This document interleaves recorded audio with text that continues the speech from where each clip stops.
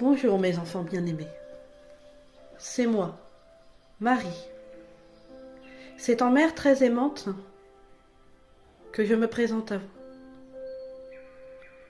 Ouvrez en plénitude votre cœur pour recevoir la plénitude de mon amour et de ma bénédiction.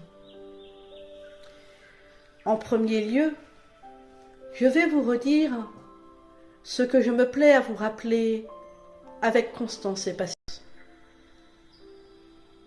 Je n'appartiens à aucune religion. Je suis votre mère à toutes et à tous, où que vous viviez sur la terre.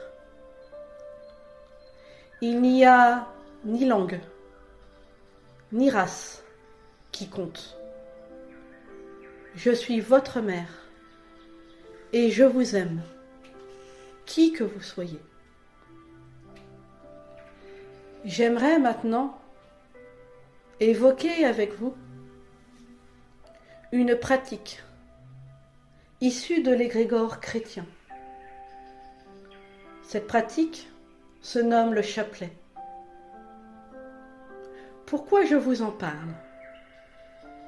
Je vous en parle pour éclairer vos consciences et que vous puissiez dépasser cette pratique qui peut être vue comme du radotage pur et simple.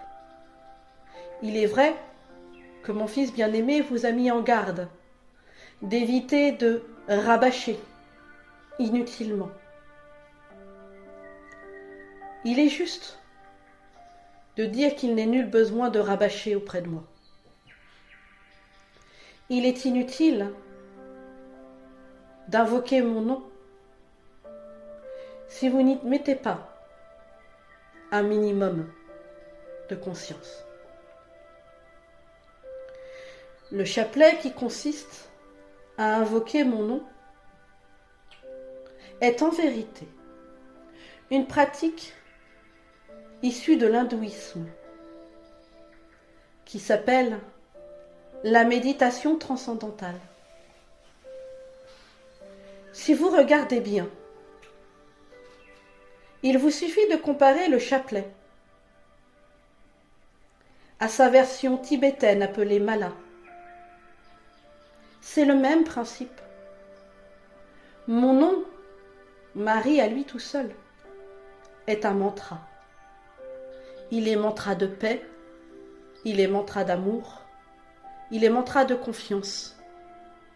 Mon nom à lui tout seul, si vous le prononcez avec amour, en conscience et avec respect, est énergie vibrante de guérison. Alors, mes enfants bien-aimés, dépassez les carcans des religions telles qu'elles soient. Car aujourd'hui, elles ont perdu leur vocation originelle, qui est de relier tous les hommes et toutes les femmes par le biais de la spiritualité. Aujourd'hui, si vous voulez être des êtres vraiment spirituels, soyez avant tout des êtres bien incarnés, à mon image. Il a été fait de moi bien trop souvent une vierge éthérée, alors que je suis mère de la vie, mère de l'amour. Oui, j'ai enfanté plusieurs fois. Oui, j'ai aimé, dans mon corps, dans mon cœur. Et aujourd'hui, c'est corps et âme que je vous aime. Comme j'ai aimé mon fils Yeshua et que je continue à l'aimer, je vous aime. Alors je le répète, dépassez les dogmes. Dépassez les dogmes. Dépassez les dogmes. Les dogmes enferment. Ils créent ce qu'on appelle l'enfermement. Soyez attentifs lorsque je prononce le mot enfermement. L'enfer me ment. Nul besoin de croire à l'existence d'un enfer qui est pure invention. Vous le créez vous-même en pratiquant avec assiduité le refuge dans vos illusions, le mensonge éhonté, Alors, si vous voulez accéder à votre paradis, puisque vous voulez croire au paradis, eh bien c'est simple. Il est là devant vous. Soyez simplement amour. Car vivre le paradis sur terre, c'est simple. C'est d'abord vous aimer, pour aimer l'autre.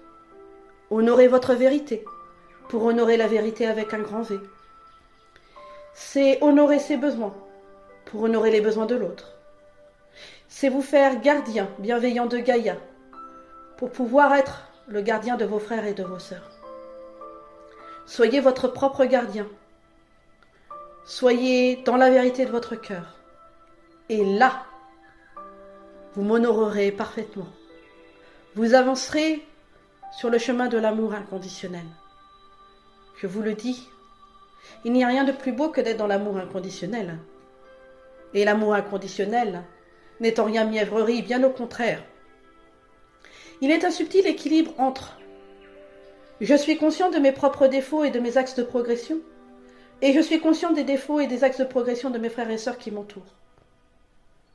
Je dépasse le juge qui ment pour entrer dans l'empathie. Et l'empathie est source véritable de l'expression de l'amour divin sur la terre. Je fais la distinction entre empathie et compassion. La compassion, qui veut dire souffrir avec, est la première étape pour comprendre la souffrance de l'autre.